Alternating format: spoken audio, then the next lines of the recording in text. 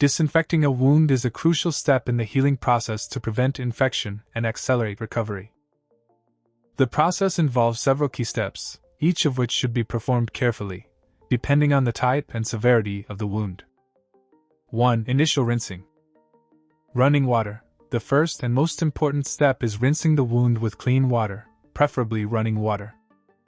Water helps remove dirt, foreign particles, bacteria, and other contaminants from the wound's surface. Thorough rinsing with water is essential, as foreign particles can act as a nucleus for infection. Isotonic saline solution. In cases where clean water is not available or the wound is very sensitive, an isotonic saline solution, 0.9% sodium chloride, can be used. This solution is safe and suitable for wound rinsing due to its osmolality being similar to body fluids. 2. Cleaning with soap. Antibacterial soap. After the initial rinse, antibacterial soap can be used to clean the area around the wound. This helps eliminate bacteria from the surrounding skin, but the soap should not be applied directly to the wound tissue as it may cause irritation. 3. Using antiseptic solutions. Betadine. Povidone iodine. Betadine is one of the most common antiseptic solutions, known for its strong antimicrobial properties against a wide range of bacteria, viruses, and fungi. Betadine works by gradually releasing iodine, which kills pathogens. This solution is particularly useful for open and contaminated wounds.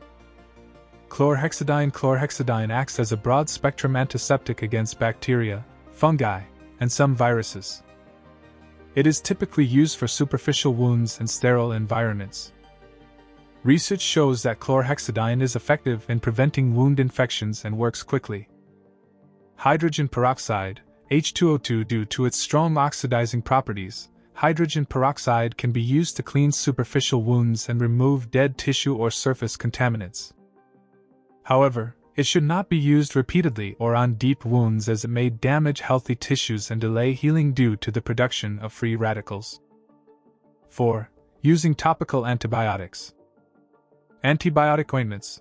For high-risk wounds or those with a high likelihood of infection, antibiotic ointments like neomycin, bacitracin, or polymyxin can be used. These antibiotics help prevent the growth of resistant bacteria and are generally used to prevent local infections. 5. Wound dressing and management. Sterile dressing. After disinfecting the wound, it should be covered with a sterile dressing. Dressings not only protect the wound from environmental contamination but also maintain the proper moisture balance for wound healing and prevent it from drying out. Regular dressing changes. Dressings should be changed regularly and as needed, especially if discharge is observed from the wound or the dressing becomes dirty or wet. This prevents bacterial accumulation and reduces the risk of infection. 6. Post-disinfection care. Monitoring for infection signs. After disinfection and dressing, the wound should be monitored for signs of infection, such as redness, swelling, purulent discharge, severe pain, or fever. If any of these symptoms are observed, it is essential to consult a doctor. Avoiding irritants. Avoid using substances like alcohol or vinegar, which may irritate or damage wound tissue. 7. Considering tetanus vaccination. Tetanus vaccination. For deep wounds or those contaminated with soil and debris, it is advisable to check your tetanus vaccination status. If you haven't received a tetanus shot in the last 5 years, a booster dose may be necessary. Following these steps helps ensure that wounds are properly cleaned and disinfected, minimizing the risk of infection and leading to faster, complication-free healing.